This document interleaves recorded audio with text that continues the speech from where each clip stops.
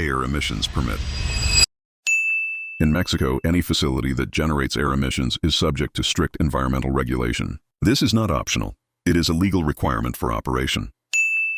The air emissions permit authorizes the release of pollutants generated during your operations. It applies to equipment such as boilers, furnaces, generators, and any other source that generates air emissions during operation.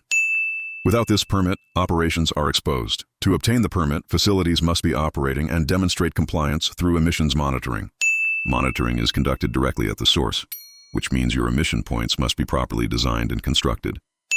In Mexico, emission sources such as chimneys must comply with technical standards, including NMX AA 0091993 SCFI. This includes sampling ports, access platforms, and structural conditions that allow valid monitoring. If these conditions are not met, monitoring results are not valid.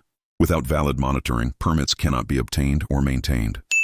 This leads to delays, compliance failures, and regulatory exposure. In Mexico, a non-compliant emission source can stop your permitting process and put your operation at risk. This is not just a technical issue. It is a direct risk to your timelines, your operation, and your investment. Emission sources must be designed and built to comply from the start.